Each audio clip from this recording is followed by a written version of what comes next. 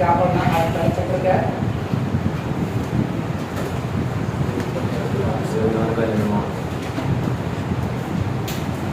Making of the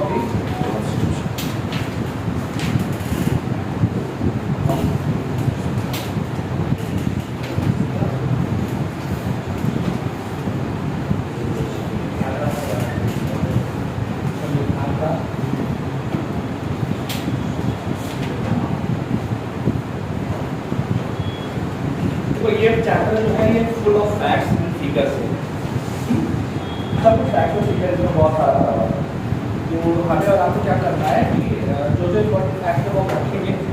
अरे कहानी के पॉइंट ऑफ व्यू को देखते हैं। देखो कहानी स्टार्ट होती है सन 1600 से, है ना? और 1600 में कौन आया है ना? ईस्ट इंडिया कंपनी इंडिया में आई। और ईस्ट इंडिया कंपनी जब इंडिया में आई तो नॉर्मल से क्या था, ये लोग अमीर होते थे बिजनेस टाइप को, जैसे अनिल अंबानी, मुकेश अंबानी, क्या है बिजनेस टाइप। उसी तरीके से इंग्लैंड में भी सारी कंपनी थी, तो उसमें से एक कंपनी आई और उसने फिर राजा से कहा कि भैया हम लोग चाह रहे हैं और अपने ईस्ट में, मतलब कि ये है इंग्लैंड, तो ये क्वेश्चन इंग्लैंड वाला है, इसके ईस्ट में मतलब पूरा पैसा, इस वजह से वो ईस्ट इंडिया कंपनी हो रहा है, ईस्ट इंडिया। तो ये यहाँ पर आए और ये व्यापार धीरे धीरे करने से स्टार्ट हुआ, 1600 से स्टार्ट हुआ और 1600 से लेके 1757 तक कैसी संस्था है? नॉर्मल एक बिजनेस इंजीनियर।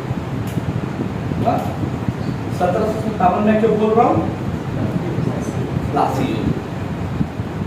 प्लासी युद्ध 1757 में हुआ और उसमें अंग्रेजों की जीत हुई। कौन था गवर्नर जनरल या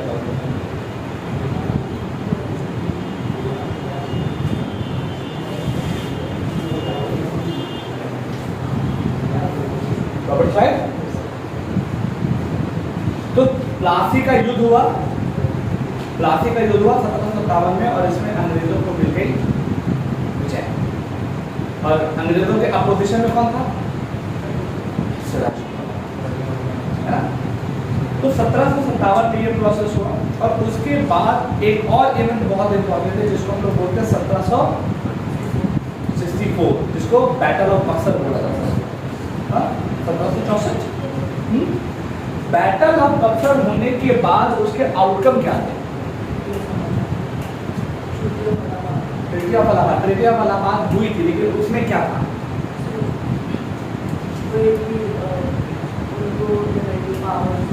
रेवेन्यू पावर, मतलब कि ये जो ईस्ट इंडिया कंपनी थी उसको दीवानी अधिकार दे दिए गए, मतलब कि कहीं से भी जाओ तुम टैक्स कलेक्ट कर लो, इस तरह के पावर दे दिए।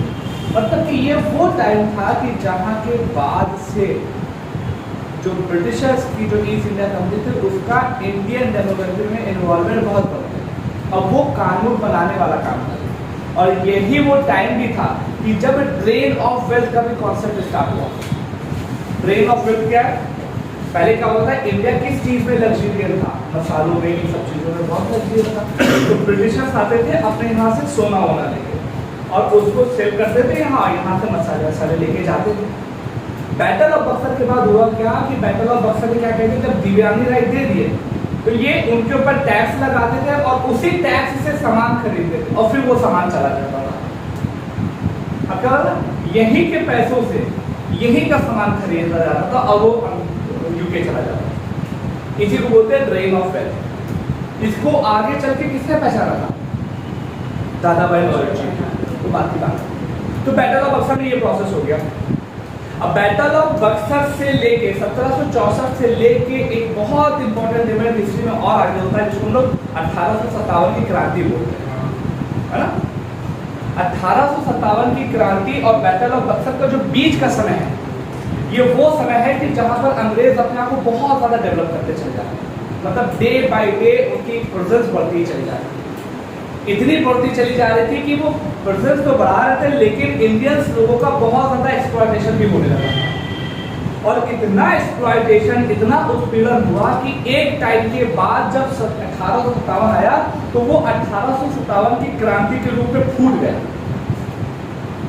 और जब ये इवेंट हुआ तो फिर ब्रिटेन की गवर्नमेंट ने कहा वैसा है, बहुत हो गया, अब हम यहाँ पर डायरेक्टली अब अपना कंट्रोल कर लेते। अब ब्रिटिश ईस्ट इंडिया कॉन्सेप्ट जो था उसका कंट्रोल खत्म करके जो ब्रिटेन की जो गवर्नमेंट थी उसने अपना डायरेक्ट कंट्रोल ले लिया, है ना। इसी के बाद गवर्नर जनरल को बदल के क्या कर दिया गया था,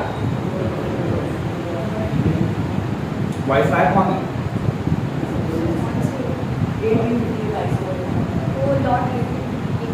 मैं नाम नहीं पूछ रहा, पूछ रहा हूँ 1857 के बाद जो 1858 का एक्ट आया था उसमें हुआ क्या था? सबसे इम्पोर्टेंट क्या थी, गवर्नर जनरल के तब हटा के क्या कर दिया गया, वाइसराय कर दिया।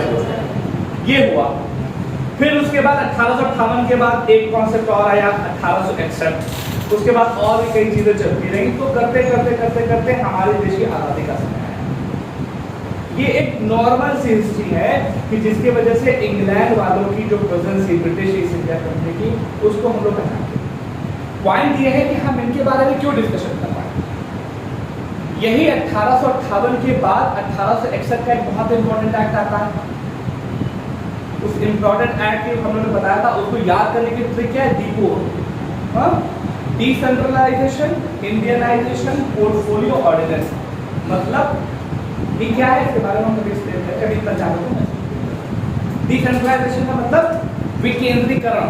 कोई भी पावर सेंटर किसी एक पर्सन के पास थी, अब वो डिफरेंट एंटिटी में बनती, तो एक जगह पे पावर नहीं रहेगी, उसको बोला गया डिसेंट्रलाइजेशन या विकेंद्रीकरण।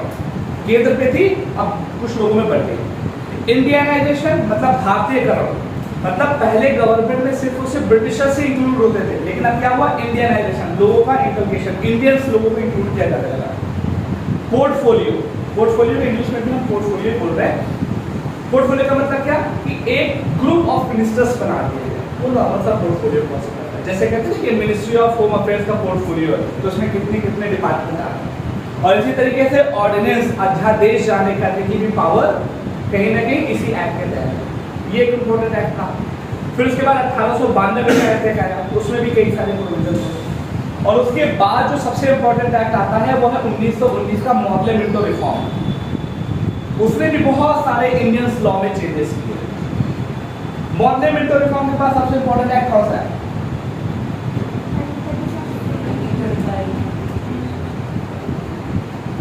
1919 मॉन्टेग्यू चेम्सफोर्ड रिफॉर्म सबसे इम्पोर्टेंट है। उसने बहुत सारी चेंजेस किए रूल्स एंड रेगुलेशन, जैसे कि जो सेपरेट इलेक्टोरेट था। सेपरेट इलेक्टोरेट का मतलब क्या था, ये कब ओरिजिन हुआ, 1919 में ओरिजिन हुआ था। उसमें क्या होता था कि मुस्लिम अगर हैं तो उनका इलेक्शन जो होगा वो सिर्फ और सिर्फ मुस्लिम ही करेंगे, इसको सेपरेट इलेक्टोरेट बोलते हैं। ये 1909 में सिर्फ और सिर्फ मुस्लिम के लिए एप्लीकेबल था, लेकिन 1919 में इसकी रेंज बहुत वाइड कर दी गई। और भी कई सारे प्रोविजन हुए थे कि प्रोविंशियल काउंसिल की लिस्ट अलग अलग करती है, बहुत सारे, वो मैंने बताया, उसको भी डिस्कशन नहीं किया, मैं सिर्फ दृश्य की।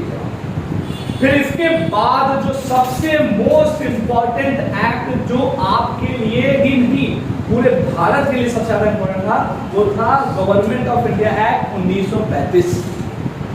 ये इतना इंपॉर्टेंट एक्ट है कि इस एक्ट के लगभग हमारे कॉन्स्टिट्यूशन का 50 से 60% भाग हमने इसी एक्ट के जरिए सॉल्व किया। 50 से 60, इवन कई लोग तो डायरेक्टली बोलते हैं कि हमने 60% इसी एक्ट के जरिए सॉल्व किया। ये इतना इंपॉर्टेंट एक्ट था। क्या क्या खास बात थी, ये हिस्टोरिकल पॉइंट ऑफ व्यू में आप देखेंगे, अभी मैं उसको डिस्कशन करने वाला हूं। 1935 बहुत इंपॉर्टेंट एक्ट, हमारे संविधान का लगभग 50 से 60% हिस्सा हमने इसी एक्ट से किया। इसके बाद एक लास्ट इंपॉर्टेंट एक्ट आता है जिसको इंडिया इंडिपेंडेंस एक्ट 1947 बोलते हैं, और इसी को एक दूसरा नाम भी बोला जाता है। आई एम अज्यूमिंग कि शायद आप लोगों ने हिस्टोरिकल के बारे में से पहले पढ़ा होगा। इंडिया इंडिपेंडेंस एक्ट 1947 का दूसरा नाम कौन सा होना चाहेगा?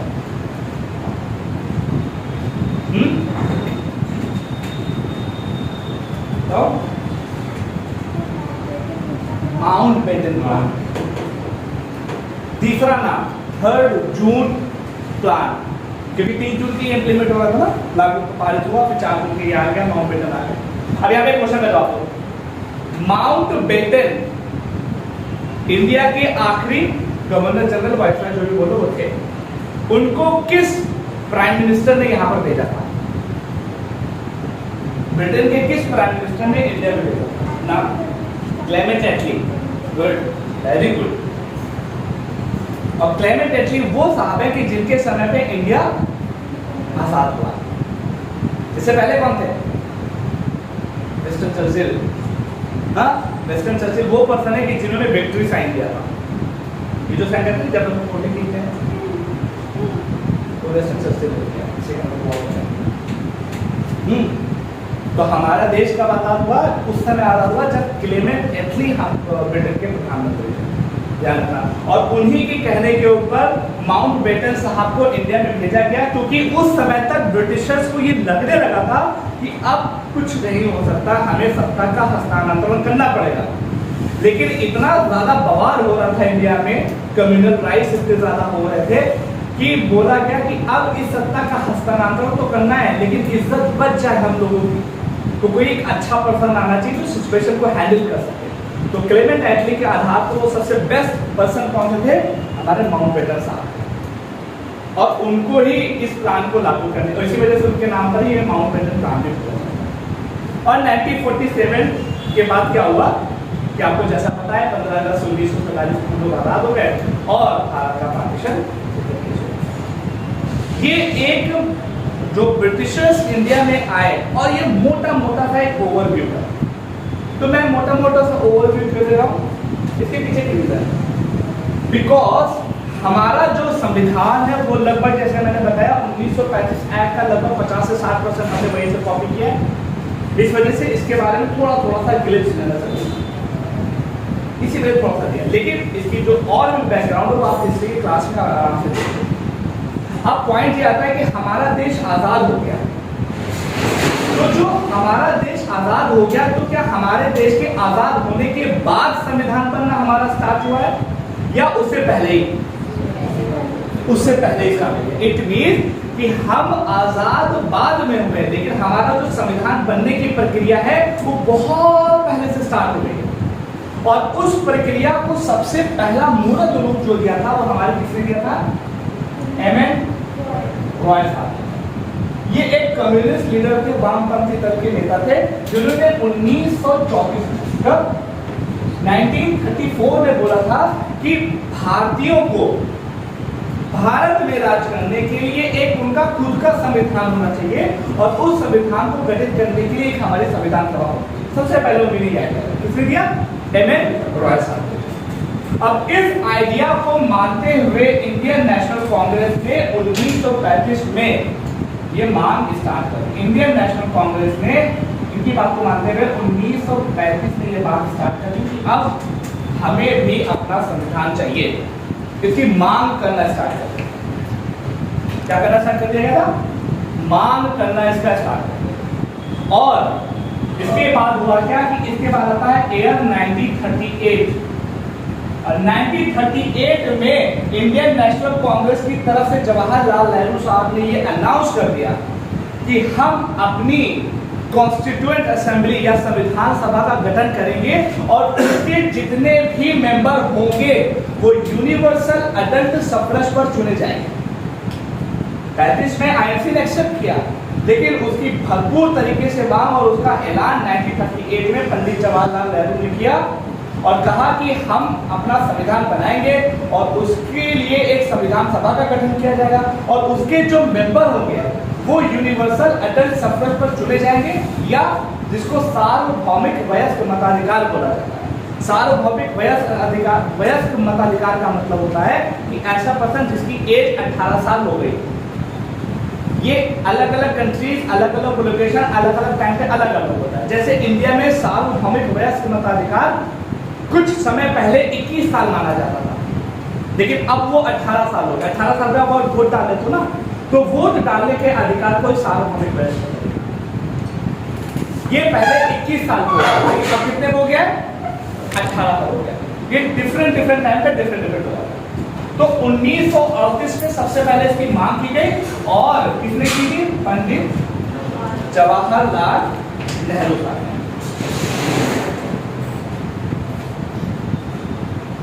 On the basis of universal adult suffrage, या इसको हम ऐसे बोलते हैं सार्वभौमिक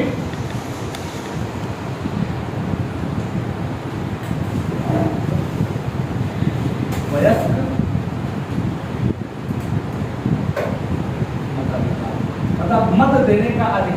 देश पर होता है उसको सार्वभौमिक वयस्क मताधिकार बोलते हैं। तो अभी इंडिया में कितने पर है? 18 पर है, लेकिन उस समय 21 पर बात हो गई। तो जब इंडियन नेशनल कांग्रेस की तरफ से पंडित जवाहरलाल नेहरू ने ये कहा तो फिर अंग्रेजों को ये फील होने लगा कि भाई अब मामला गड़बड़ है, अब क्या है मामला गड़बड़ है। तो फिर हुआ क्या, इसके बाद ईयर आता है 1940 में अगस्त का महीना था और अगस्त के महीने में एक नया ऑफर गवर्नमेंट ऑफ ब्रिटेन के द्वारा ऑफर किया था जिसको हम लोग अगस्त ऑफर कहते हैं। क्या कहते हैं? अगस्त ऑफर, अगस्त ऑफर कहते हैं। और इस अगस्त ऑफर में उन्होंने कहा ठीक है आप अपनी संविधान सभा का निर्माण कर लो और हमें कोई दिक्कत नहीं, बट डोमिनियन स्टेट हमारा रहेगा, मतलब मेन हम रहेंगे, लेकिन तुम अपनी संविधान सभा का निर्माण करो। अब जब ये ऑफर अंग्रेज ने दिया तो फिर यहाँ पर जो मुस्लिम लीग थी which is headed by Mohammad Ali Jinnah, उन्होंने इसको नकार दिया कि नहीं हमें कोई संविधान सभा पर कुछ नहीं चाहिए, ऐसा है हमारा पाकिस्तान अलग बना, हमें पाकिस्तान अलग चाहिए। तो क्या हुआ कि इस मिशन को भी कहीं ना कहीं नकार दिया गया। फिर इसके बाद एक 1942 में एक और इवेंट आता है 1942 क्रिप्स मिशन। क्या आता है? क्रिप्स मिशन, क्रिप्स मिशन आता है और क्रिप्स मिशन में भी यही सारी बातें होती है और क्रिप्स मिशन को भी पूरे तरीके से नकार दिया जाता है। मुस्लिम लीग एकदम अड़ी हुई है कि हमें अपना पाकिस्तान चाहिए, हमें सबसे कोई बवाल नहीं। अब क्या होता है बड़ा, अब ये ध्यान रखना ये ऑफर क्यों दी जा रही है?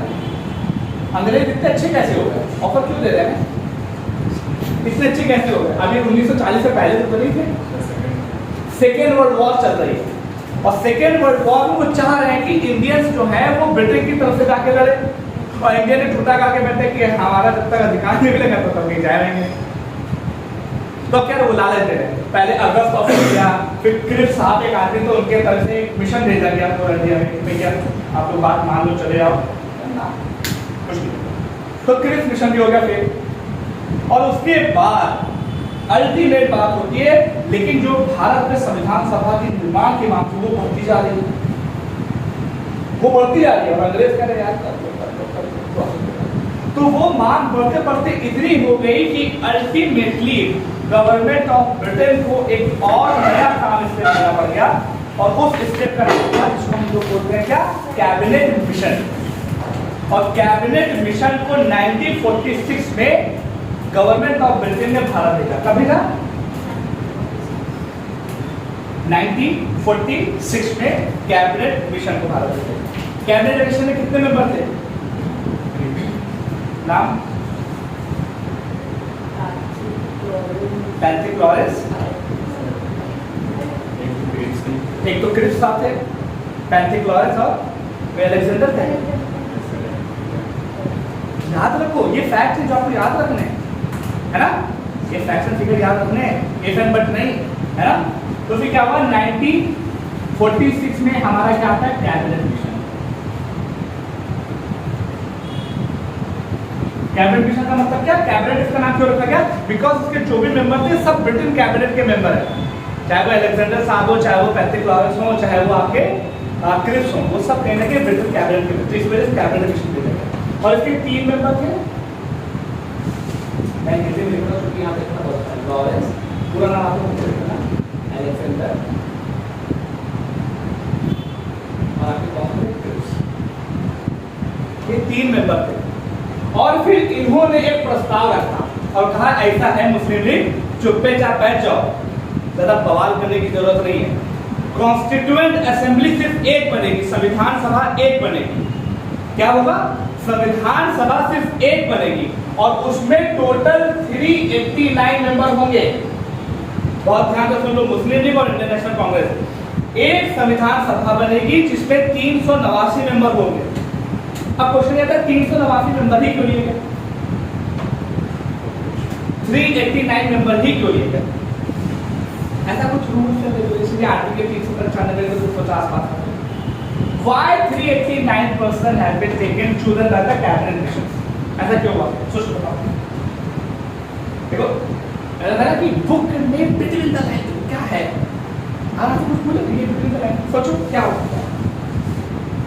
Why cabinet mission of this particular number 389, 200 क्यों लिया, 400 क्यों लिया, 350 क्यों लिया, वाई 389?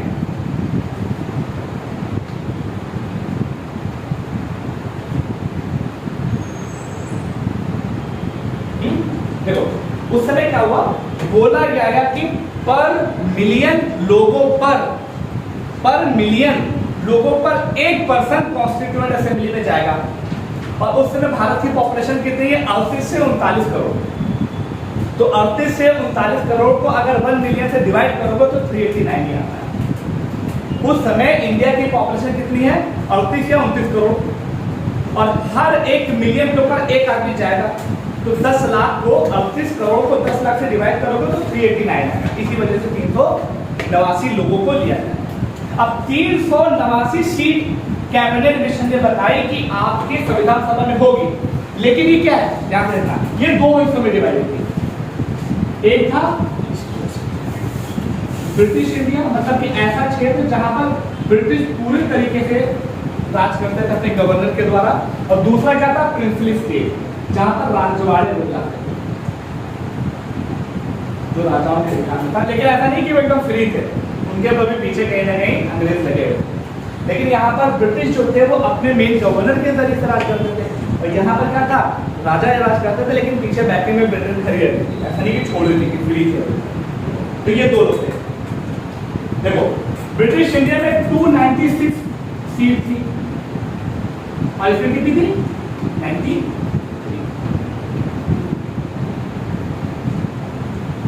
है ना।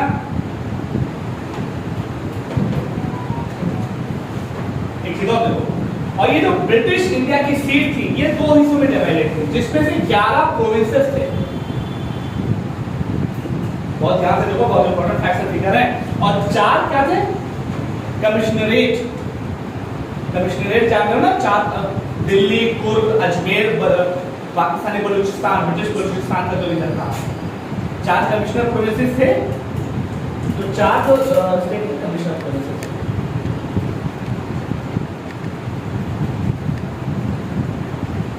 अभी बताता क्या है। और इन 11 प्रोविंसेस से, ध्यान देखो, इन 11 प्रोविंसेस से जो सीट्स थी वो 3 डिफरेंट ग्रुप में डिवाइडेड थी। Muslims, Sikhs and other than Muslim and Sikhs, है ना। प्रोपोर्शन क्या था, अभी मैं बता रहा हूं, इसको लिखो, बता रहा हूं।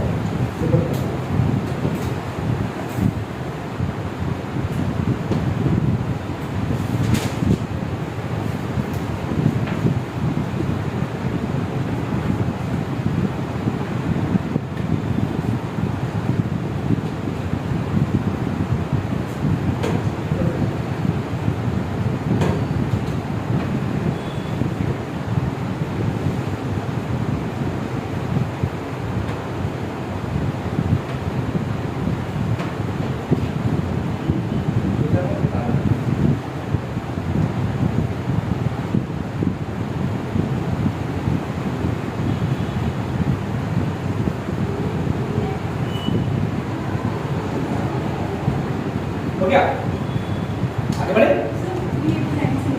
मैं अभी पूरा बताऊं।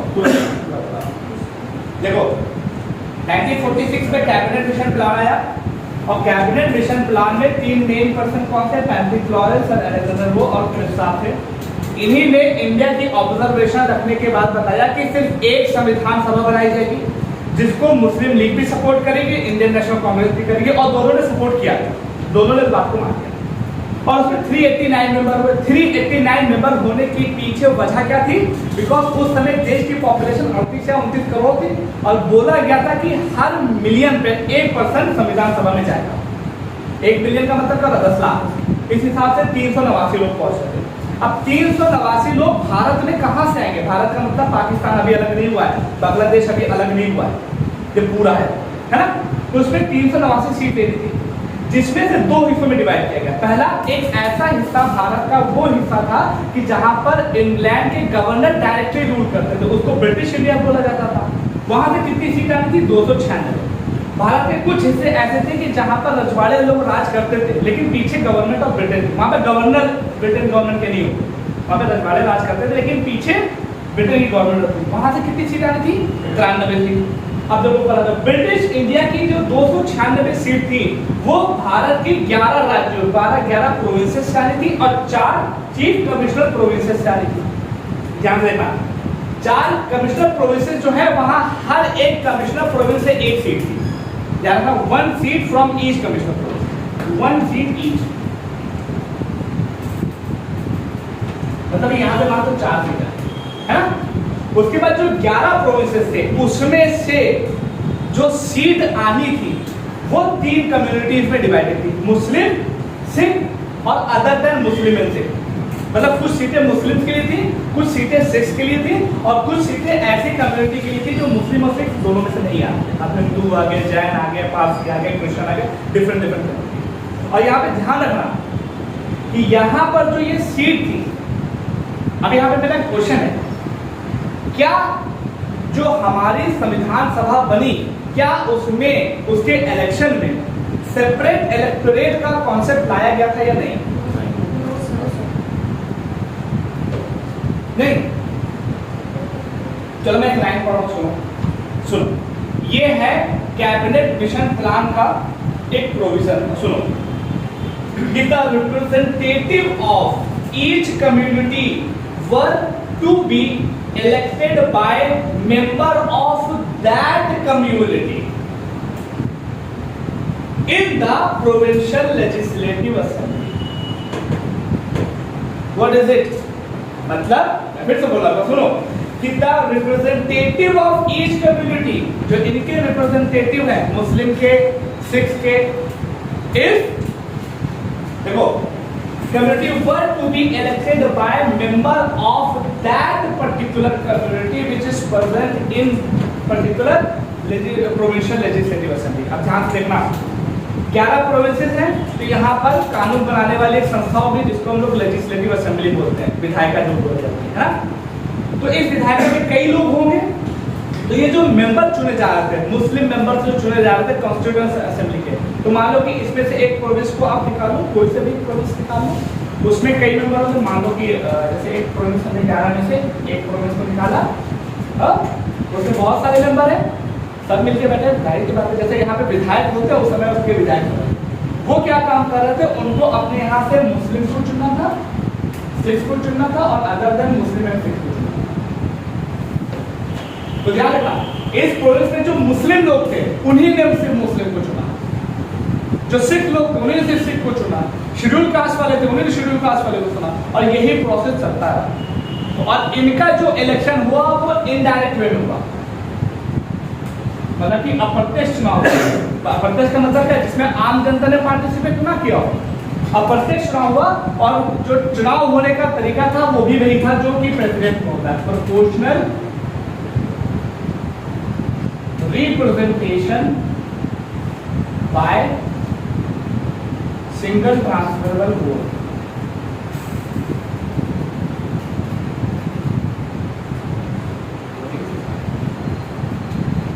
मैंने बताया था ना, वाली वीडियो बताया था ना कि अप्रत्यक्ष चुनाव होने का तरीका क्या होता है, प्रोपोर्शनल रिप्रेजेंटेशन। जो जितने प्रोपोर्शन में, जैसे मुस्लिम कम है तो कम कैंडिडेट पहुंचेंगे, मुस्लिम अगर ज्यादा है तो ज्यादा कैंडिडेट वहां पे पहुंचेंगे, तो प्रोपोर्शनल रिप्रेजेंटेशन।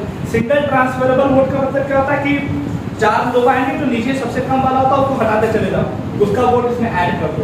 अगर ये बात ना समझ में आ रही है तो प्रेसिडेंट वाले एक बार वीडियो जाके देख लेना, वहां पे मैंने इलेक्शन का तरीका बताया हुआ, वहां पे चलिए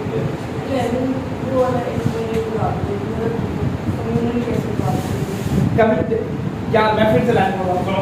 लक्ष्मीकांत जी, मैं तो कहता हूँ कि लक्ष्मीकांत ही आपने कवर कर पाओगे अच्छे। देखो लिखा हुआ है कि the representative of each community, अब ईच कम्युनिटी में क्या है, Muslim, Sikh, different different different, were to be elected by member of that community in the provincial legislative assembly। उस जैसे ये आपकी प्रोविंस है, इसमें एक प्रोविंशियल लेजिस्लेटिव असेंबली होगी, हिमालय में कोई है, उसमें कई मेंबर होंगे, उसमें कुछ मुस्लिम होंगे, कुछ हिंदू होंगे, कुछ क्रिश्चियन होंगे, कुछ पारसी होंगे। तो अगर कोई कैंडिडेट मुस्लिम चाह रहा है तो उसका इलेक्शन ये लोग करेंगे, लेकिन सिर्फ उसमें मुस्लिम होंगे, ये बात ध्यान रखना। ये लाइन लिखी हुई है, पर मैटर है कि हम पढ़ कैसे रहे हैं, है ना, लिखा हुआ है ना, बात समझ में आई? तो ये था आपका कैबिनेट मिशन का नॉर्मल सा प्लान। यहाँ पर किसी को कोई डाउट, एनीवन? नहीं है? बोला दीजिए। फिर से मैं बोल रहा हूँ, 1946 में कैबिनेट मिशन आया, उसने कहा 389 सीट होंगी। 389 सीट भारत के दो हिस्सों से आएंगी, ब्रिटिश इंडिया और provincial state.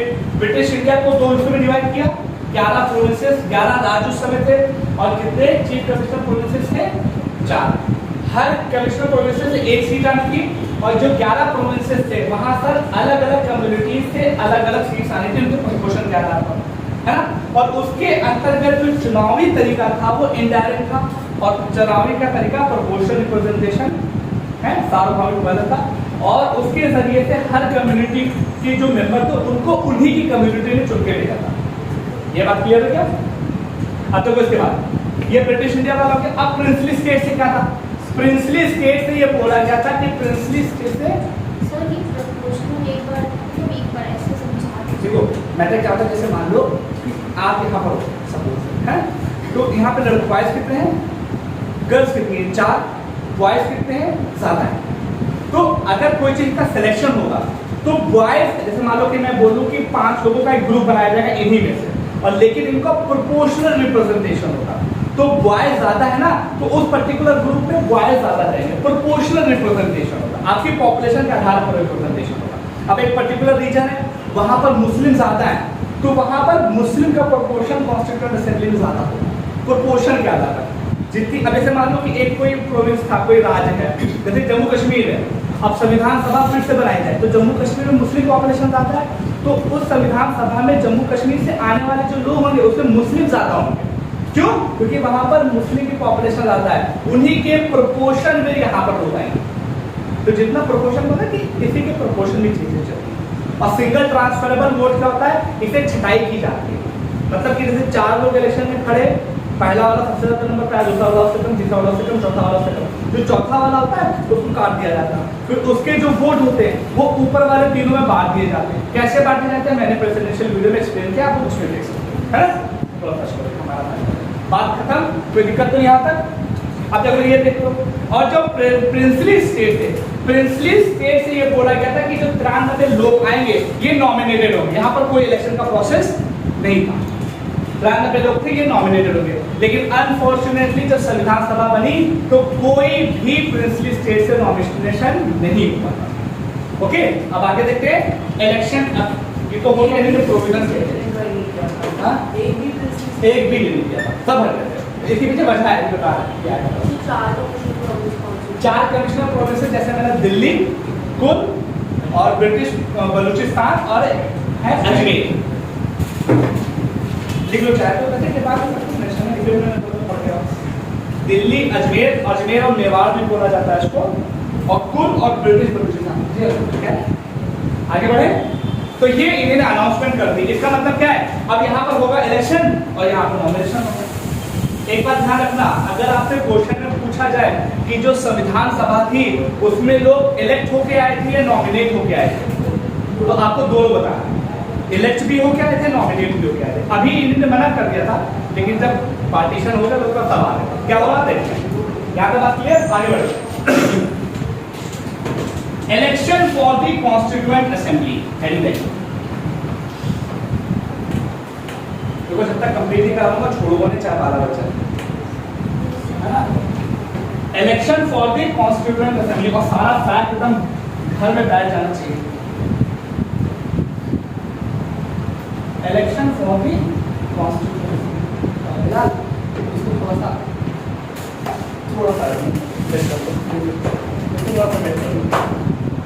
Election for the constituent हर तक करना करो।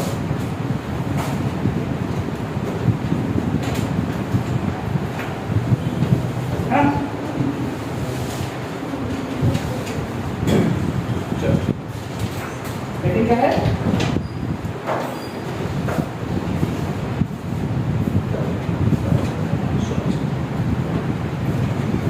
Election for the constituent assembly. Cabinet mission ने कहा कि इलेक्शन होगा, नॉमिनेशन होगा। अब भाई इलेक्शन होना चाहिए, तो जो इलेक्शन था वो जुलाई और अगस्त के महीने में 1946 में हुआ। डेट क्या थी? ये क्या था? जुलाई और अगस्त के महीने में हुआ 1946। हाँ, ध्यान रखना। अब ये इलेक्शन होने के बाद एक क्राइटेरिया था, बहुत ध्यान से देखना। जो ब्रिटिश प्रोविंस से कितनी सीट थी? 296 थी। इसमें से जो इलेक्शन हुआ तो जो 208 सीट थी वो कौन पाया? इंडियन नेशनल कांग्रेस, तो कांग्रेस पार्टी। उसके बाद थोड़ी सी सीटें, लगभग 73 सीट जो थी वो मुस्लिम लीग पाई, और जो 15 सीटें बाकी की बची हुई वो आपके कुछ इंडिपेंडेंट में पाए। इंडिपेंडेंट, हाँ, इंडिपेंडेंट में पाए।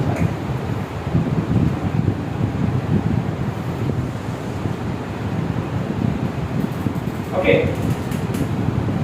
अब जब ये हो गया, अब जब ये रिजल्ट आया तो मुस्लिम लीग ने बौखला एकदम। यार हमारा अगर एक रीजन देखो तो नॉर्थ वेस्टर्न फ्रंटियर प्रोविंस जो है वो यार पूरा मुस्लिम। इधर वाला अगर आप ईस्टर्न बांग्लादेश वाला देख लो, असम सिलहट वाला, कल्चर वाला, ये भी मुस्लिम। उसके बाद हमें 5 सीटें मिल रही है 73। तो इस बौखलाहट के साथ जो मुस्लिम लीग थी उसने कहा कि हम कॉन्स्टिट्यूएंट असेंबली में आएंगे ही नहीं। देखा था क्या हुआ कि कॉन्स्टिट्यूएंट असेंबली में उसने मना कर दिया, वो पहुंचेंगे। तो हुआ क्या? क्या कॉन्स्टिट्यूएंट असेंबली नहीं बनी? बनी, डेफिनेटली। लेकिन कॉन्स्टिट्यूएंट असेंबली के इलेक्शन में मुस्लिम लीग ने पार्टिसिपेट किया, लेकिन उसके बाद जो मेन कॉन्स्टिट्यूएंट असेंबली बनी थी उसमें पार्टिसिपेट नहीं किया। क्यों? अब क्यों हुआ? उसके पीछे कई रीजन है, जिसमें से एक रीजन उनकी बौखलाहट थी। दूसरी चीज, वो जब कॉन्स्टिट्यूएंट असेंबली बन गई तो उसमें 93 जो प्रोविंशियल स्टेट थे, जो प्रिंसली स्टेट थे, जो राजा रजवाड़ा वाले राज्य थे, उन्होंने भी पार्टिसिपेट नहीं किया। तो अभी टोटल कॉन्स्टिट्यूएंट असेंबली जो अब बनी उसमें टोटल मेंबर कितने थे? कोई बता सकता है? 211। इट मीन कि टोटल स्ट्रेंथ, मैं लिखा total strength after election of the Constituent Assembly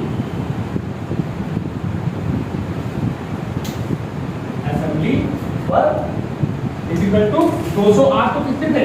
Muslim league के, और प्लस ये जो 15 इंडिपेंडेंट थे उसमें से मात्र 3 लोग आए थे, प्लस 3 इक्वल टू 211।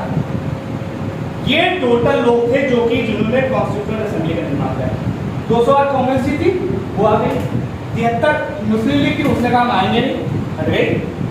15 जो इंडिपेंडेंट थे उसमें से मात्र 3 है, बाकी 12 का हम नहीं आएंगे। और जो 93 प्रिंसली स्टेट थे उन्हें भी मना कर दिया। तो टोटल कितने लोग बने? इट मींस कि 389 सीट में से मात्र 211 लोगों ने कॉन्स्टिट्यूएंट असेंबली का निर्माण किया था। बात समझ में आ रही है या नहीं? ओके, तो कितने लोग बने? 211 लोग।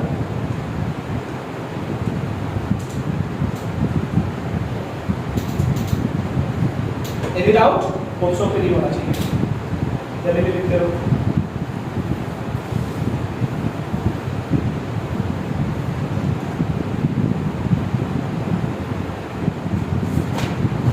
और एक बहुत इंपॉर्टेंट है, ये जब कॉन्स्टिट्यूएंट 211 लोग बने तब इसमें से कांग्रेस के तो मोस्टली सब लोग थे, है ना?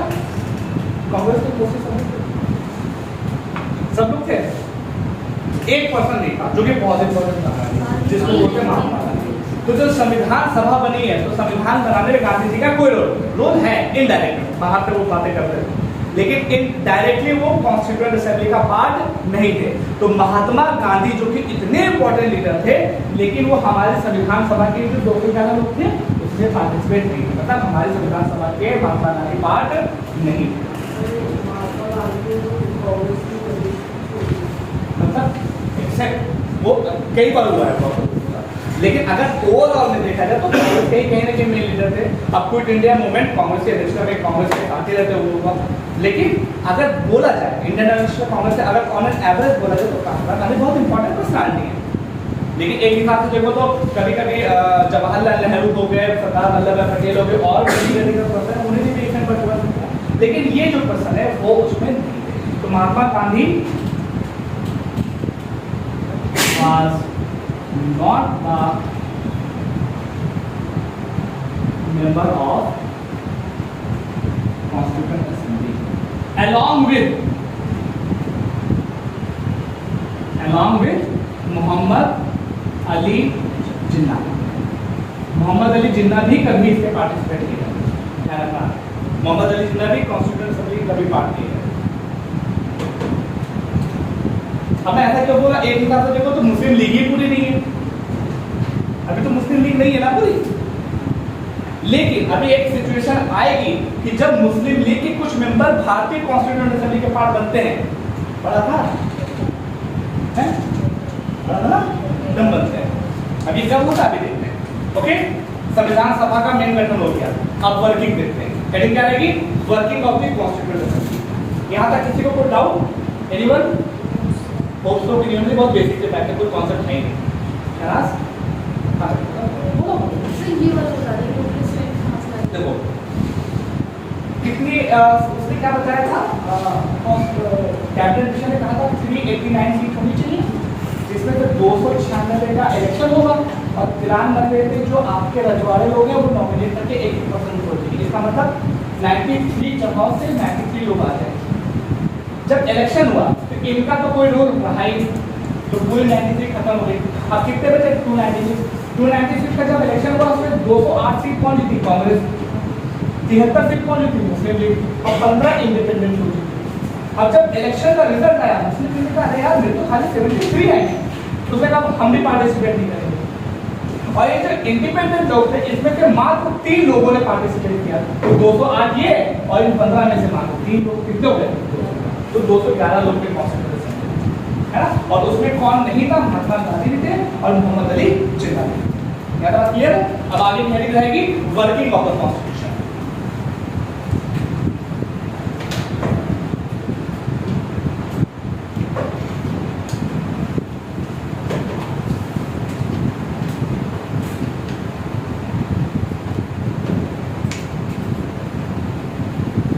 Working of the constitution.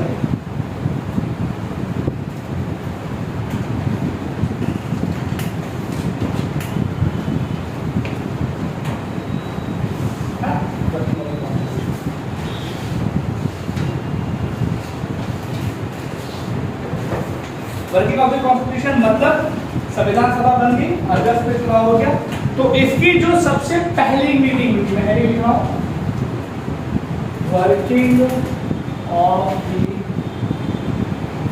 Constituent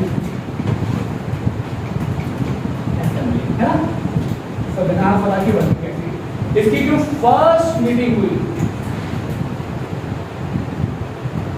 इसका कोई डेट याद रखना है, 9 दिसंबर 1946।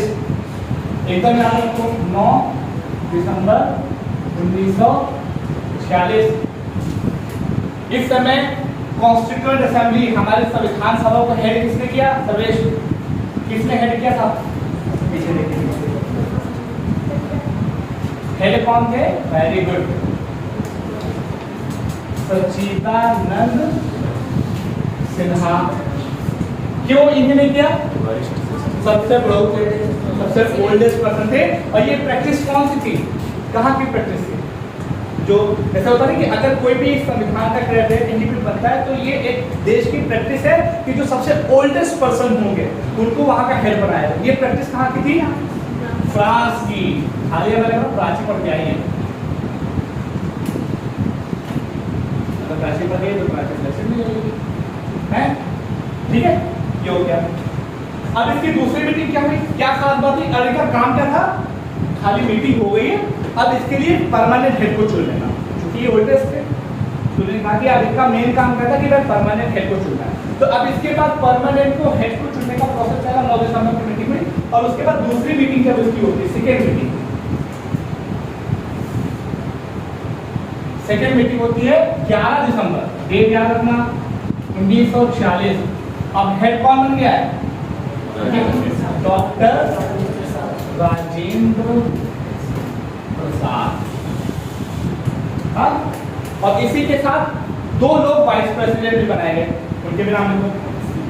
ये प्रेसिडेंट साहब थे और वाइस प्रेसिडेंट हमारे दो बने थे। कौन से थे? एक मुखर्जी साहब थे,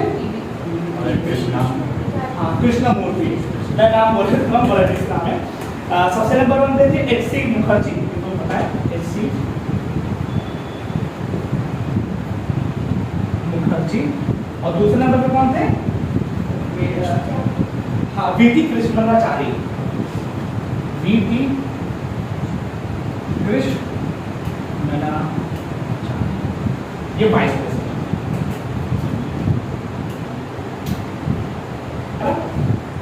नेक्स्ट डेट क्या है? थर्ड मीटिंग बोल दो, थर्ड मीटिंग ध्यान रखना, हर दो दिन के पास हो रही है, 13 दिसंबर 1946। ये क्यों इंपॉर्टेंट है? उद्देश्य प्रस्ताव, मतलब कि ऑब्जेक्टिव रेजोल्यूशन पंडित जवाहरलाल नेहरू के द्वारा 13 दिसंबर 1946। देखो क्या बात, 13 दिसंबर 1946 को ऑब्जेक्टिव रेजोल्यूशन, इसको क्या बोलते हैं हिंदी में? ऑब्जेक्टिव रेजोल्यूशन किसने पास किया था? पीटी नेहरू साहब, पीटी नेहरू ने इसको पास किया। अब ये है क्या ऑब्जेक्टिव रेजोल्यूशन? ऑब्जेक्टिव रेजोल्यूशन का मतलब होता है कि संविधान सभा जो बन रही है उसका उद्देश्य क्या है, वो करना क्या चाहती है, क्या करना चाहती है, कैसे करना चाहती है। तो जो संविधान हमारा बन रहा है उसकी मेन फिलॉसफी क्या है, तो उन्होंने बताया, उस उद्देश्य प्रस्ताव में लिखकर बताया कि हम जो हमारे जो एकदम संकटपन्न लोग हैं, जैसे कि ट्राइबल लोग, आदिवासी लोग, जनजाति लोग, इनके उत्थान के लिए काम करेंगे, वुमेन्स के लिए काम करेंगे, लोगों के अधिकार के लिए काम करेंगे, लोगों को न्याय मिलेगा। तो जितनी अच्छी अच्छी बातें होती हैं वो सब इस ऑब्जेक्टिव रेजोल्यूशन में लिखी है। अब क्वेश्चन क्या आता है, ये ऑब्जेक्टिव रेजोल्यूशन पास किस दिन हुआ था, लेकिन अडॉप्ट किस दिन किया गया है? एक नई डेट जो आपको दे रहा है, किस दिन अडॉप्ट हुआ? 22 जनवरी 1947 पास हुआ, लेकिन अडॉप्टेड 22 जनवरी 1947 रखा गया था, लेकिन अडॉप्ट कब हुआ है? 22 जनवरी 1947 और है बेटा? हाँ 1946 को ये हुआ। अब इतने दिन बाद बहस में ऐसा चली चुका और इसको ये अडॉप्ट कर गया। और ध्यान रखो, अगर इस ऑब्जेक्टिव रेजोल्यूशन को हमको अभी देखना है तो हम क्या देखें? प्रेमबल। अगर हम अपना प्रेमबल देखें तो प्रेमबल में जो अच्छी अच्छी बातें लिखी हुई है वो बातें क्या है, वो इसी ऑब्जेक्टिव रेजोल्यूशन का निचोड़ है। उसको निचोड़ के जो बचा वो हमारे संविधान के प्रेमबल में। अब प्रेमबल क्या है हम लोग आगे देखेंगे, है ना? ये हो गया। अब इसके बाद जो चीज है वो बहुत इंपॉर्टेंट है, इसको लिख लिया। चलिए थोड़ा हर बहुत हेडिंग रहेगी changes by the independence act.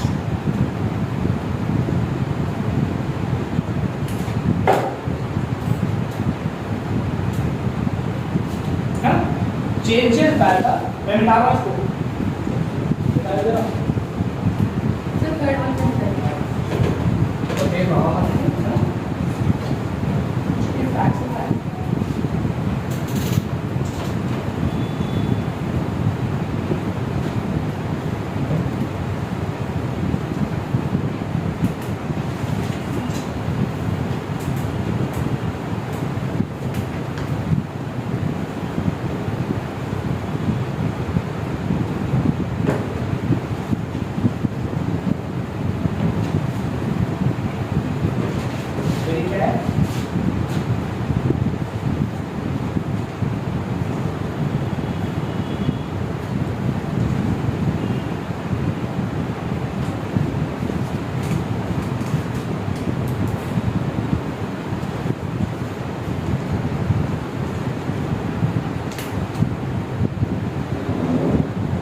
Changes by the Indian Independence Act 1947।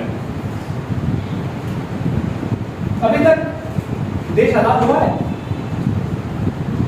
12-22 जनवरी तक नहीं हुआ, हम हुआ 15 अगस्त हुआ। लेकिन सिचुएशन ब्रिटेन को ये लगने लगा कि भैया अब आज़ादी देनी ही देनी, किसी भी हाल में देनी, कैसे भी देनी। तो उस चीज को पूरा करने के लिए जैसे मैंने बताया था एक एक्ट लाया गया था जिसको इंडिया इंडिपेंडेंस एक्ट 1947 बोला जाता है। और ये जो एक्ट है ये 3 जून 1947 को ब्रिटेन की गवर्नमेंट में पास हो गया। इसका मतलब 4 जून 1947 से ये इंडिया में लागू होना था।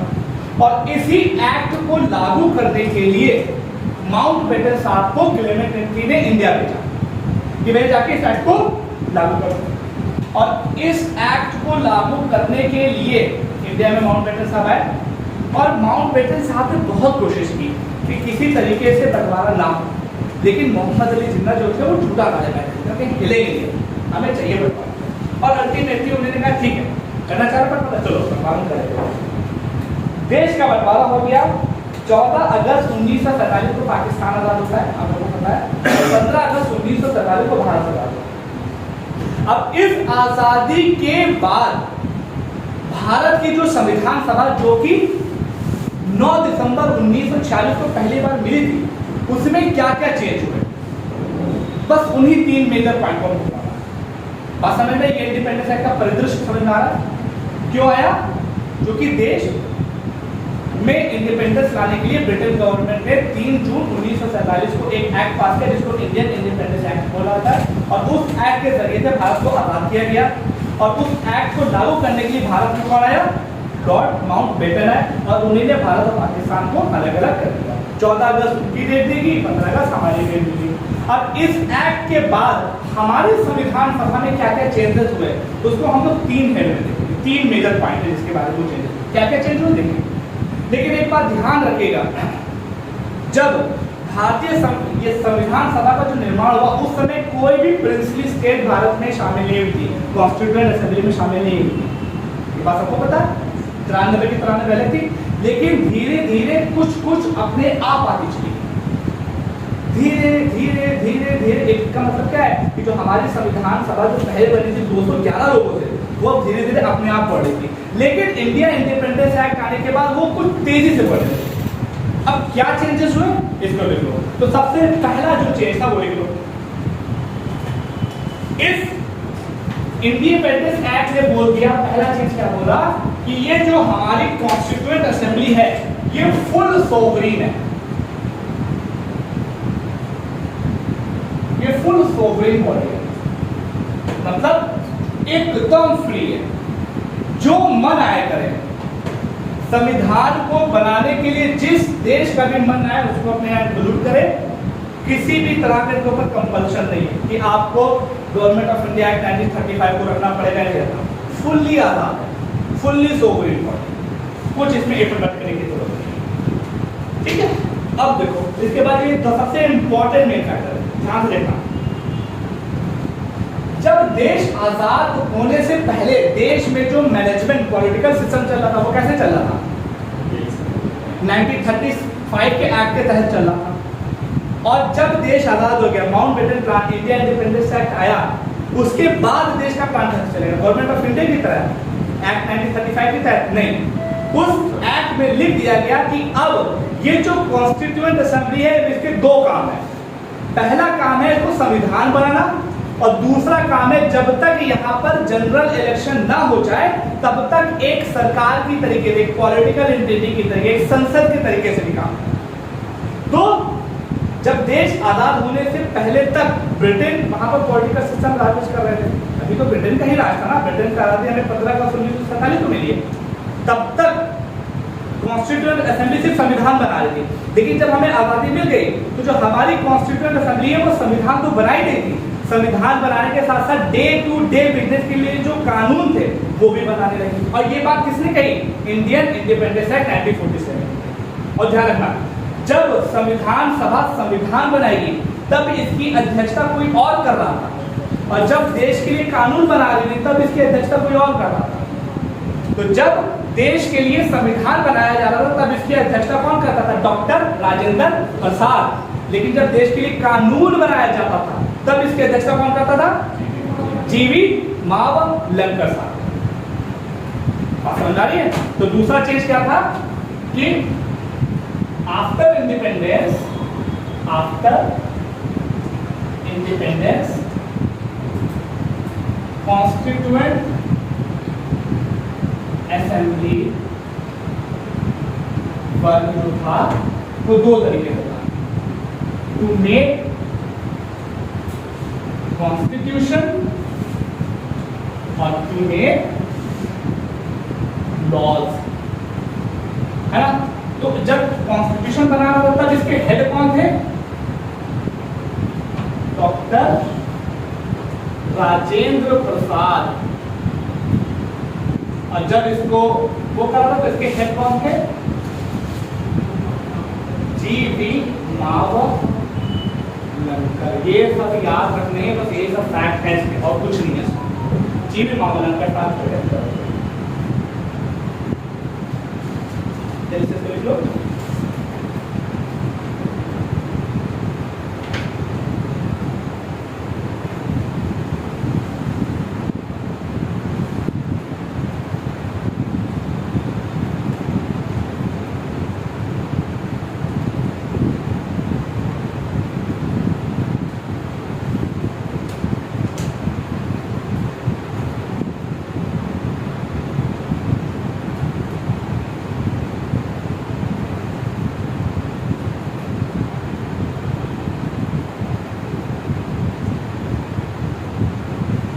अब देखो एक फैक्ट और बहुत इंपॉर्टेंट फैक्ट है।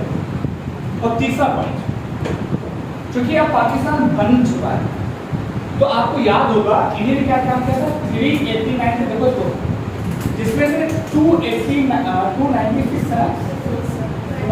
और दूसरा वाला था 93। तो ये कब था, जब पाकिस्तान और भारत एक में मिला हुआ था। अब क्या हुआ, देश आजाद हो गया, भारत और पाकिस्तान अलग हो गया, तो ये जो संख्या थी ये घटी कितनी हो गई थी, 229। और ये जो 94 वाली घटी कितनी हो गई थी, शायद 70। मतलब इसका मतलब ये था इंडिया के अंतर्गत जो इंडियन प्रोविंस, और बाकी बचा हुआ क्या हुआ, 296 में से 229 का कितना बचेगा, 296 में से अगर 229 घटाओगे तो कितना बचेगा,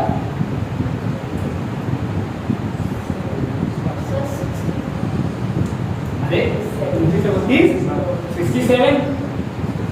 तो यहाँ पर क्या 67 और यहाँ पे कितना बच जाएगा 23। तो मतलब इतनी जो सीट थी ये पाकिस्तान में चली गई। अब कितनी टोटल हमारे साथ बची, इट मींस कि जब आखिरी में constituent assembly India independence act आया तो टोटल सीट कितनी हो गई आफ्टर मैनिपुलेशन, कितना मेजर रीजन लिया गया था, 389 था, बल्कि इंडिया के लिए इतना फिगर लिया गया। इससे पहले इंडिया के लिए इतना पूरा था, लेकिन अब इंडिया के लिए इतना है ना। तो ये ध्यान रखना, आपसे क्वेश्चन पूछा जा सकता है कि इंडिया इंडिपेंडेंस एक्ट के बाद जो भारतीय प्रोविंसेस थी 296 थी, इंडिया इंडिपेंडेंस एक्ट के बाद कितनी बची, तो 296 कितनी बची, 229। और जो प्रिंसली स्टेट थे जो कि इंडियन पूरे रीजन में थे, जब भारत और पाकिस्तान अलग नहीं हुआ था तब कितने थे 93, लेकिन जब भारत अलग हो गया और पाकिस्तान अलग हो गया तो भारत के खाते में कितनी आई 70। ओके, अब इन्हीं का मैनिपुलेशन हो रहा था। ये तीन मेजर रीजन चेंजेस थे इंडिया इंडिपेंडेंस में। यहां तक कोई डाउट किसी को, एनीवन? आगे बढ़े, नेक्स्ट हेडिंग रहेगी other function performed by the constituent assembly.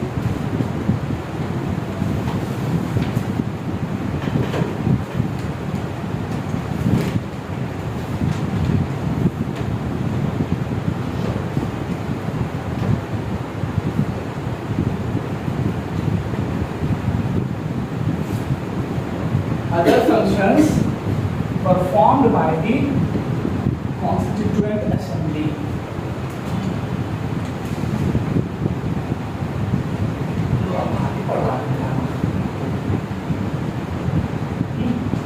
Other functions.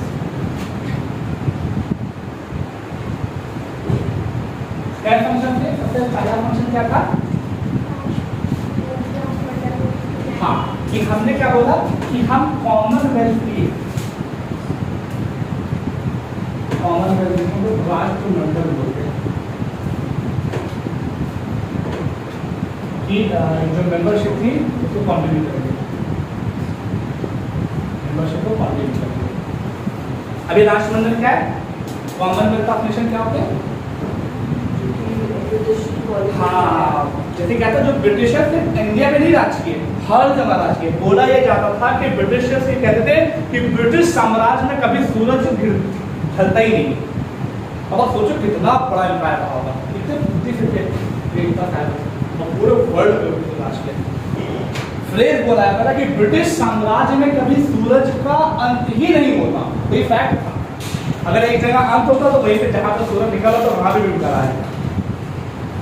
तो ये तो जितने राज्य ब्रिटिश के उसमें थे, जैसे इंडिया था, नेपाल नहीं था, बांग्लादेश था, पाकिस्तान था, तो ऐसे ऐसे देश जिनके ऊपर इंग्लैंड ने राज किया है उन सबका एक ग्रुप बन गया था, कॉमनवेल्थ ऑफ नेशन, वो ग्रुप था।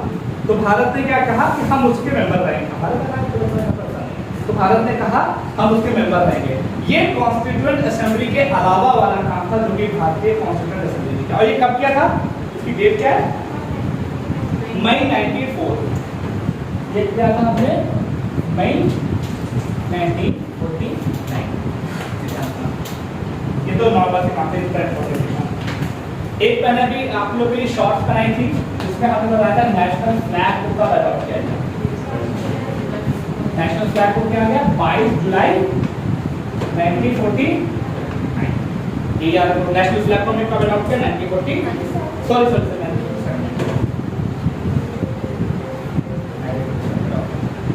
है ना।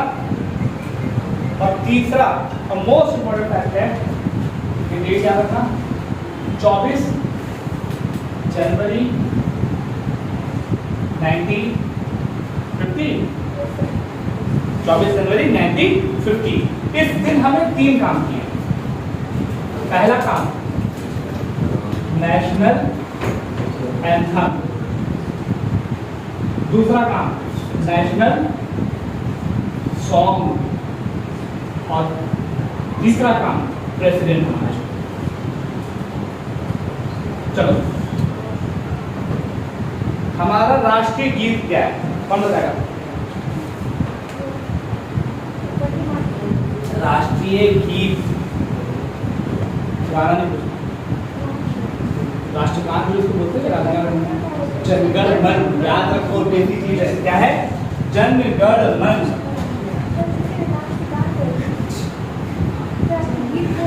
नेशनल एमबीसी में मैं नेशनल एंथम लेना ज्यादा प्रेफर। और हमारा नेशनल सॉन्ग क्या है? वंदे मातरम। आमार सोनार बांग्ला, ये क्या है? बांग्लादेश का है। और उससे इन दोनों में क्या चीज मिलती है? वंदे मातरम मिलती है कि जनगण मन? वंदे मातरम। ठीक है, तो जनगण मन। और प्रेसिडेंट हमारे पहले कौन थे? डॉक्टर। और ध्यान रखना, डॉक्टर राजेंद्र प्रसाद पहले प्रेसिडेंट है, लेकिन सबसे ज्यादा जो वोटिंग परसेंटेज मिली है किसको मिली है? सर्वपल्ली राधाकृष्णन जी को। ये वीडियो बनाया, वोटिंग परसेंटेज सबसे ज्यादा किसको मिली है? प्रेसिडेंट को। देख लोगे तो पता चल जाएगा, नहीं देखा ना? तो ऐसे इंपॉर्टेंट फैक्ट है कि शायद हमने हमें अच्छा लगा देखिए। फिर कुछ एक्स्ट्रा काम थे। अब टोटल दिन कितने लगे? टोटल डेज कितने लगे थे पढ़ाने में? 2 साल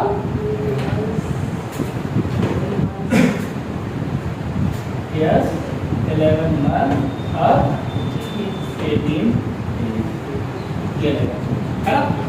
कितने सेशन हुए थे? 11 सेशन हुए थे।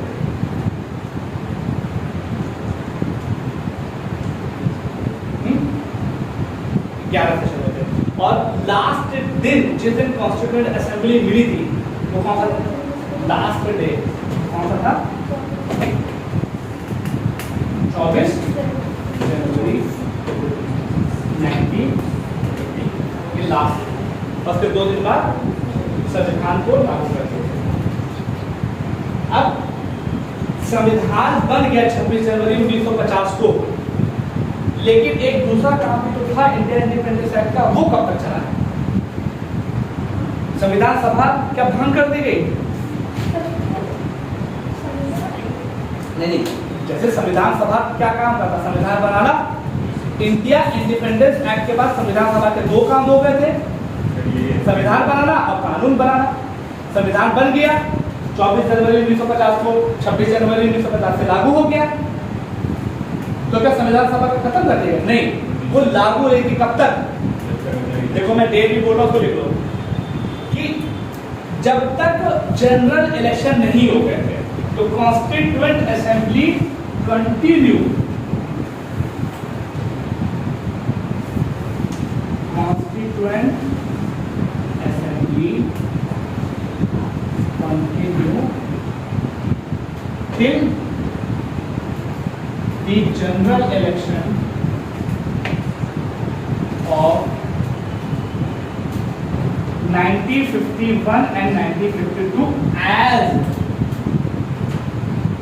provincial parliament। ताकि पार्लियामेंट के तरीके से वो कंटिन्यू रहेगी और कॉन्स्टिट्यूएंट असेंबली का संविधान बनाने के प्रोसेस को खत्म कर देगा। ध्यान रखना, तब से प्रोविंशियल पार्लियामेंट। सर ये समझ नहीं आ रहा। देखो संविधान हमारा कब बन गया? 26, सब कुछ लागू कब हो गया? 26 जनवरी 1950 को हो गया। तो क्वेश्चन ये था कि जिसने संविधान बनाया था, संविधान सभा, क्या वो खत्म हो गए थे? नहीं खत्म, बिकॉज इंडिया इंडिपेंडेंस एक्ट ने क्या बताया था कि संविधान सभा के दो काम है, संविधान को बनाना और नॉर्मल कानून को लागू करना। नॉर्मल कानून पार्लियामेंट के साथ लागू करना। संविधान बनाने वाला काम तो खत्म हो गया, लेकिन जो कानून बनाने वाला काम था, पार्लियामेंट के तरीके से काम था, वो तब तक चला 26 जनवरी 1950 से लेके 1951 1952 में जो नए इलेक्शन हुए तब तक ये चीज था। क्लियर है? तो फैक्ट है, इतना ध्यान रखना है।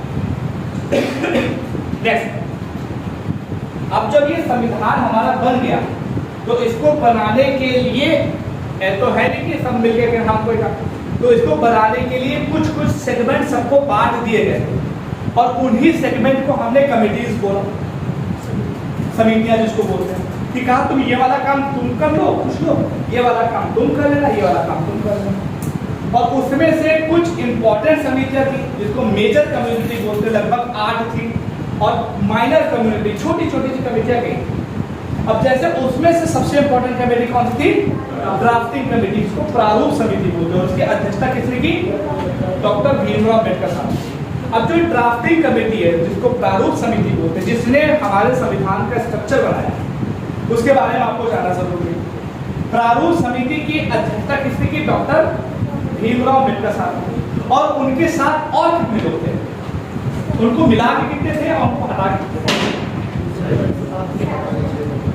उनको मिला के कितने थे? दोस्तों, है ना? 7 लोग, टोटल 7 लोग। और ध्यान रखना, उसमें से एक रिजाइन कर दिए थे पहले और एक मर गए थे, उनके भी नाम याद होने चाहिए। याद होने चाहिए, मैं भी लिखा था, वो याद कर लेना।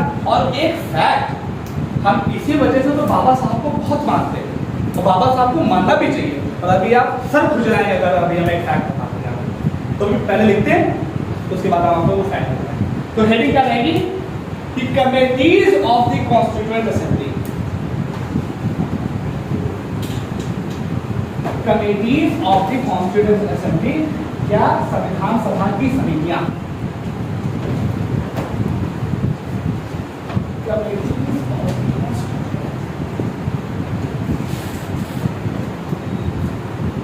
अब ये समझ, इसके बाद कुछ पढ़ना नहीं है, इसका मुझे बहुत है, अब इसमें नहीं खड़ेगा तो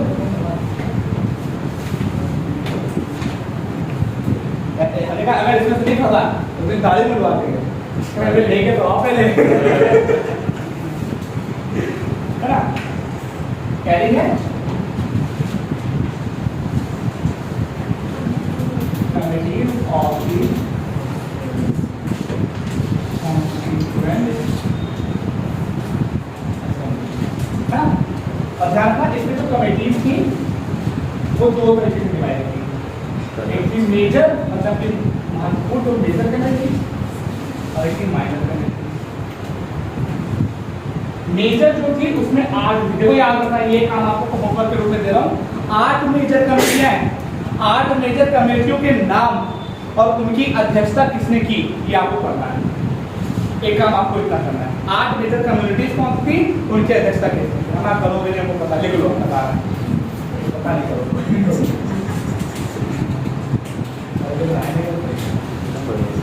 हाँ? सबसे नंबर 1 पे ट्रैफिक कमेटी। मैं ट्रैफिक सी लिखूंगा, उसको डॉक्टर उनके अध्यक्ष को लिखूंगा, डॉक्टर राजेंद्र, अरे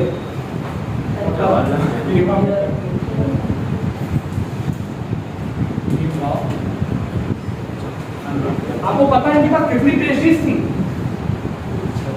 हैं? 64।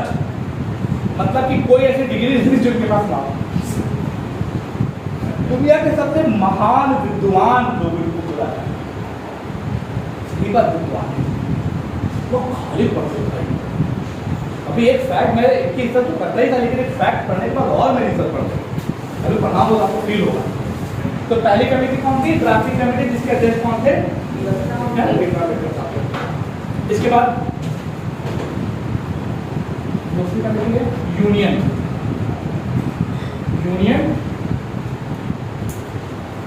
Constitution committee. Union constitution committee, इसको पीटी नेहरू साहब लिखा था। किसने कहा? पीटी नेहरू, पंडित जवाहरलाल नेहरू।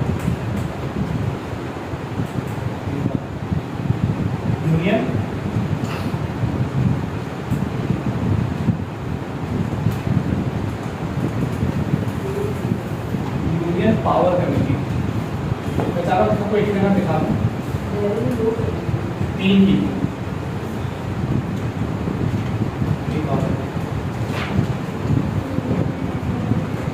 तो बहुत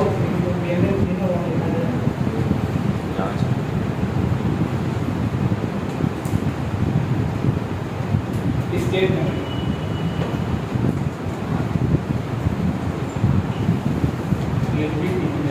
ध्यान रखना, नेगोशिएटिंग विद स्टेट, जो स्टेट कमेटी जिसको बोला जाता है, उसकी भी अध्यक्षता किसने की है? पंडित जवाहरलाल नेहरू ने। मतलब कि जो स्टेट के साथ नेगोशिएशन किए जा रहे हैं, उसकी जो कमेटी की अध्यक्षता किसने की है?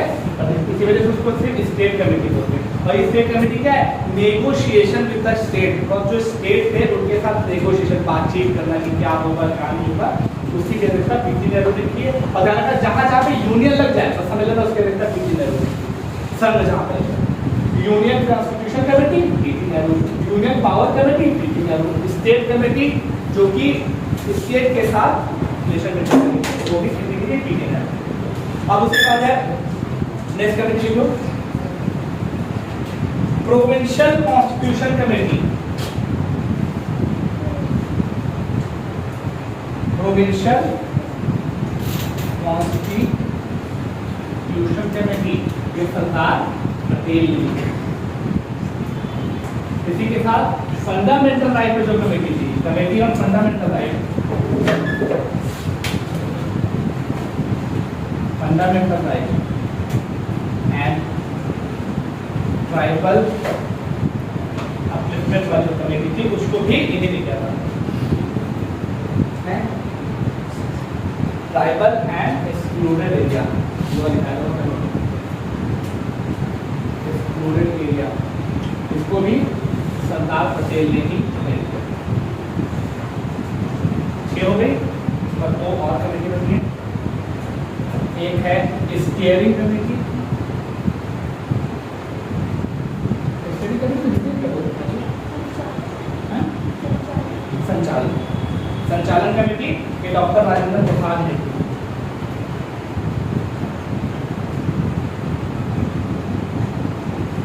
और एक और रूल एंड प्रोसीजर कमेटी, हाँ media rule and procedure committee थी, वो भी कहते थे rule of procedure committee, rule of procedures.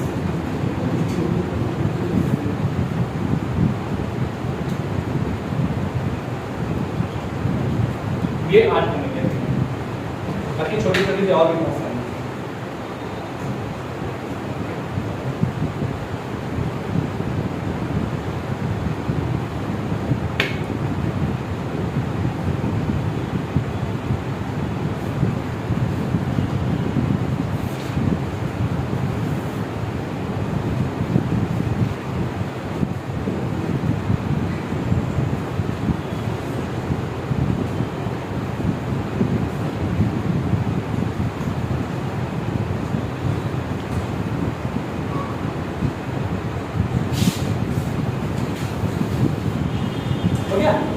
Next heading रहेगी ड्राफ्टिंग कमेटी। मैं इसी वाली लिख दे रहा हूँ, वही पे लिखना drafting committee.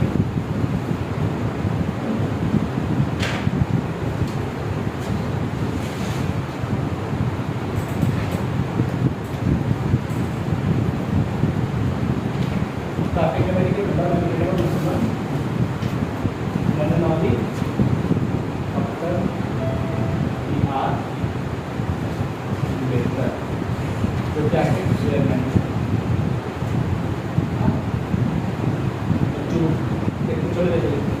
N Gopalaswamy anchor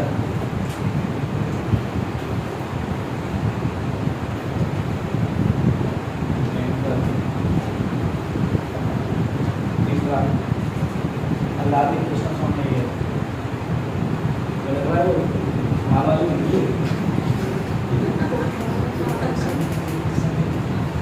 Iyer ये अंतिम चीज है क्या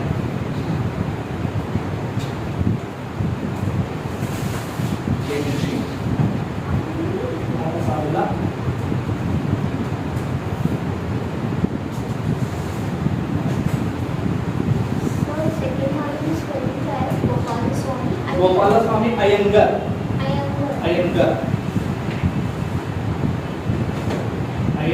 छठे जो है थोड़ा अलग लिखना है एन माधव राव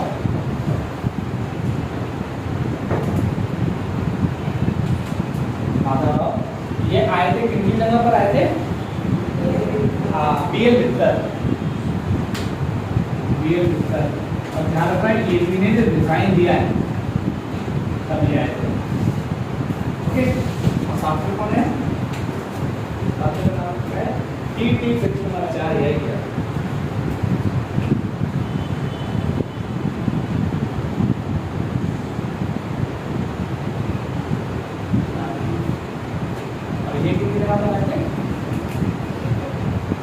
डीपी खैतान जो कि डेथ हो गई।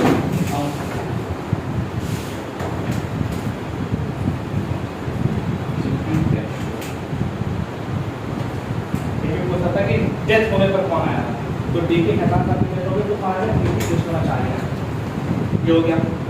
अब लास्ट पॉइंट है जो कि लिख लो और उसके बाद इनैक्टमेंट ऑफ कॉन्स्टिट्यूशन हो गया उसके बाद चीजें खत्म। अब ये ड्राफ्टिंग कमेटी के बारे में हो गया और इसकी जो 29 अगस्त 1947 को ड्राफ्टिंग कमेटी बनाई गई। 29 अगस्त 1947 को ड्राफ्टिंग कमेटी बनाई गई और ड्राफ्टिंग कमेटी ने क्या काम किया कि संविधान का प्रारूप कैसा होना चाहिए, कहाँ पे क्या होना चाहिए, कहाँ पे क्या चीज नहीं होनी चाहिए, उसका प्रारूप बनाया। ध्यान सुनना बहुत। अब प्रारूप बनाने के बाद वो प्रारूप फरवरी 1948 को मार्केट में रखा गया, लोगों के सामने रखा है फरवरी 1948 को।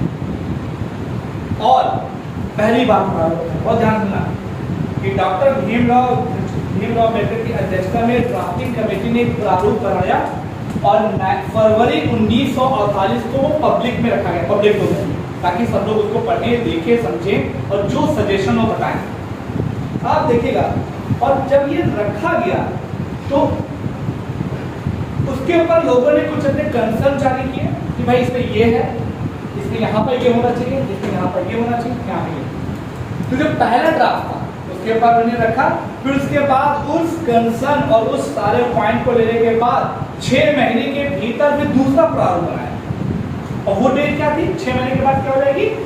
अक्टूबर 1948 में दूसरा प्रारूप बनाया और दूसरा प्रारूप बन के जब वापस आया फिर कंसर्न रखा गया और उसके बाद फाइनली एक डेट थी 4 नवंबर 1948 जब इसको इसी प्रारूप को जो दूसरा वाला बन गया था उसको कॉन्स्टिट्यूएंट असेंबली में रखा गया कि अब लोगों ने तो बता दिया है और कॉन्स्टिट्यूएंट असेंबली बताया इसमें क्या। तो 4 नवंबर 1948 को कॉन्स्टिट्यूएंट असेंबली में रखा गया और आप यकीन मानो पता है कितने अमेंडमेंट होता है? 7653 अमेंडमेंट बोले गए, सजेशन दिए गए थे कि भाई इसके अंतर्गत ये चीज करना। 7653 तरह के प्रोविजन बोले गए थे कि जिसमें इफ्स एंड बट था और लगभग इन इफ्स एंड बट के बाद उसमें लगभग 2473 अमेंडमेंट भी किए गए। 2473 उसमें अमेंडमेंट भी किए गए और अल्टीमेट फाइनली ये जो पूरा हमारा था कॉन्स्टिट्यूशन, उसके बाद उसको रख दिया गया वोटिंग पे, और वोटिंग पे रखने के बाद जो फाइनल प्रारूप था वो थी जिस दिन ये पूरा कंप्लीट हो गया, और उस दिन आकर सभी लोगों ने आकर उस पर्टिकुलर प्रारूप के ऊपर सिग्नेचर की, और उस दिन सिग्नेचर की, और उसी दिन से हमारा संविधान क्या हो गया। तो वो डेट कौन सी है, और ध्यान से देखो, मैं फिर से डेट बोल रहा हूँ, 4 नवंबर 1948 को फर्स्ट रीडिंग के लिए कॉन्स्टिट्यूएंट असेंबली में रखा गया। फिर उसके बाद अप्रोक्सीमेटली 7653 अमेंडमेंट उसमें प्रपोज किए गए, लेकिन उसमें 2473 अमेंडमेंट के ऊपर डिस्कशन मजबूत तरीके से हुआ, और इन डिस्कशन के बाद जो फाइनल था, जो फाइनल प्रारूप आपके सामने आया, वो 26 नवंबर 1949 को फाइनल हो गया, और 26 नवंबर 1949 को आने के बाद उसके ऊपर लोगों ने, सब लोगों ने, जो लोग उस दिन मौजूद थे, उन्होंने उस पर अपनी सिग्नेचर की और कॉन्स्टिट्यूशन बना के। तो पॉइंट क्या है यहाँ पे, देखो ड्राफ्टिंग कमेटी देखो, ड्राफ्टिंग कमेटी का गठन 27 नवंबर 27 क्या बनाया था, 27 अगस्त 1948 क्या डेट बताइए, 1947 में इसको बनाया गया। इसने क्या काम किया, जितनी अलग अलग कमेटीज थी सबसे कहा गया लाओ अपना डेटा दो, क्या क्या तुम लोगों ने बनाया, और उस सारे डेटा को कलेक्ट, सोचो आप कितना तगड़ा काम है, सारे डेटा को कलेक्ट किया, फिर उसको एक स्ट्रक्चर रूप देने के लिए ये पूरी कमेटी लगी, और इस कमेटी ने इसका पहला जो मॉड्यूल बनाया, प्रारूप बनाया, वो मार्केट में रखा, और मार्केट में रखने के बाद लोगों ने इसमें कहा इस यहाँ पर ऐसा होना चाहिए, यहाँ पर ऐसा होना चाहिए, यहाँ पर ऐसा होना चाहिए। तो उसमें कुछ चेंजेस करने के लिए भीमराव अम्बेडकर साहब की अध्यक्षता में जो कमेटी थी, उसने 6 महीने फिर लगातार काम किया, और लगातार काम करने के बाद एक नया ड्राफ्ट पूरा मजबूत किया कॉन्स्टिट्यूशन। फिर वो जो नया ड्राफ्ट था, फिर उसको एक पर्टिकुलर, चूंकि लोगों से तो रजामंदी मिल गई, और फिर चेंजेस करने के बाद जो फाइनल ड्राफ्ट था वो 4 नवंबर 1948 को कॉन्स्टिट्यूएंट असेंबली में रखा गया। फिर उस पर बहस से स्टार्ट हुई, पहली सिटिंग हुई, कितनी, 4 नवंबर 1948 को, और फिर 4 नवंबर 1948 के बाद उसका फर्स्ट रीडिंग हुई, फिर उसके बाद सेकेंड रीडिंग हुई, और सेकेंड रीडिंग होने के बाद फाइनली 26 नवंबर 1949 वो डेट थी कि जिसमें डिस्कशन, अमेंडमेंट सब कुछ करने के बाद आपके कॉन्स्टिट्यूशन को फाइनल रूप दे दिया गया, और फाइनल रूप देने के बाद जितने लोग थे सबने उसके ऊपर अपनी सिग्नेचर की। अब लोग कौन कौन थे, पंडित जवाहरलाल नेहरू, लालजी कृष्ण मोदी, जितने लोग थे, तो टोटल कितने लोग थे, 299, लेकिन अवेलेबल लोग कितने, 284। टोटल मेंबरशिप कितनी थी, 299 की मेंबर लोग थे, लेकिन उस दिन 284 लोग ही आए, इसी वजह से उस पर 284 लोगों की सिग्नेचर हुई और कॉन्स्टिट्यूशन बनाकर रख दिया गया। और उस दिन जब संविधान बना, तो उस दिन हमारे संविधान के मेन मुद्दे क्या क्या थे, उसमें भाग कितने थे, 22, 395 अनुच्छेद और 8 अनुसूचियां, ये 3 मेन क्राइटेरिया थे, और इसको कराने के बाद संविधान देश को दे दिया। ये है आपका कॉन्स्टिट्यूएंट असेंबली की इशू। किसी को कोई दिक्कत इसमें नहीं, तो कोई दिक्कत नहीं होगी। अब एक चीज और, लास्ट फैक्ट ध्यान रखो, जब हमारा संविधान बनकर तैयार हो गया, डेट क्या है, 26 नवंबर 1949, लागू कब हुआ, 1949, लागू कब हुआ, 26 जनवरी 1950। तो 26 जनवरी 1950 हमने क्यों डेट ली, बिकॉज कोई भी बताओ, साफ बताइए, 26 जनवरी 19 हमारा लागू हो गया, तो उसी दिन स्टार्ट भी कर दो, स्टार्ट उसे नहीं किया, 26 जनवरी 1950 क्यों लागू किया, लाहौर अधिवेशन में जो कांग्रेस थी उसने पूर्ण स्वराज की मांग की, और उसी दिन हमारा क्या हुआ था, फ्लैग होस्टिंग का जो प्रोसेस हुआ था, वो डेट कौन सी थी, 26 जनवरी 1930, और उसी डेट की याद में होता क्या था कि उसी दिन काफी लोगों ने, उसके बाद हर साल क्या हुआ, 1930 में जब ये हुआ, तो तो 1930 से लेकर 1947 के बीच में देश के कई हिस्सों में उसी दिन हम लोग अपना स्वतंत्रता दिवस मनाते भी थे।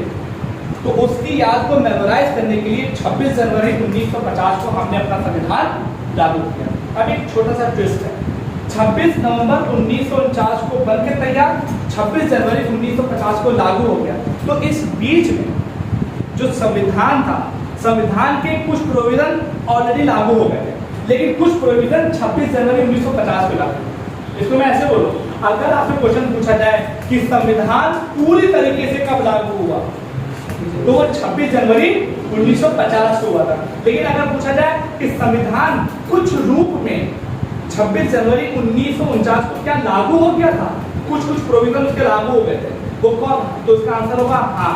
और वो कौन कौन से प्रोविजन थे? नागरिकता से रिलेटेड, है ना, पॉलिटिक्स से रिलेटेड, पॉलिटिकल पार्टी से रिलेटेड, और भी छोटे छोटे कुछ आर्टिकल थे। तो आप याद तो नहीं कर सकते, लेकिन उसमें ये ध्यान रखो कि 26 नवंबर 1949 को जब संविधान हमारा बन गया, तो पूरी तरीके से लागू नहीं हुआ, पूरी तरीके से लागू 26 जनवरी 1950 को हुआ, लेकिन उसके कुछ प्रोविजन 26 नवंबर 1949 से ही लागू हो गए थे। और उसके मेन प्रोविजन कौन से थे? नागरिकता थी, पॉलिटिक्स से रिलेटेड थे, और कुछ आर्टिकल और भी थे जो उस दिन लागू हो गए थे। बाकी पूरा कब लागू हुआ? 26 जनवरी 1950। और सबसे लास्ट में कौन सी चीज आई है लागू होने वाली चीज? कौन सी है संविधान की? श्रेया, द लास्ट थिंग जो कि हमारे संविधान में सबसे बाद में लागू हुई, क्या? प्रियम्बल। क्योंकि प्रियम्बल को बोला ही नहीं जा रहा था कि वो हमारे संविधान का पार्ट है या नहीं, तो लोगों ने एज्यूम भी नहीं किया। लेकिन केशवानंद भारती केस को बोला कि हमारा पार्ट है। लेकिन अगर सबसे लास्ट में क्या चीज इंक्लूड हुई? हमारी प्रस्तावना। यहाँ तक आई होप किसी को कोई दिक्कत नहीं है ना। बाकी कुछ इसके फैक्ट्स हैं तो एक वीडियो में हम थोड़ा और मेंशन कर देंगे, बहुत आई होप कोई दिक्कत नहीं होगी। अब इसको समराइज तो मैं नहीं कर सकता उसके लिए भी 15 ओके। तो आज के लिए इतना ही है सर, अब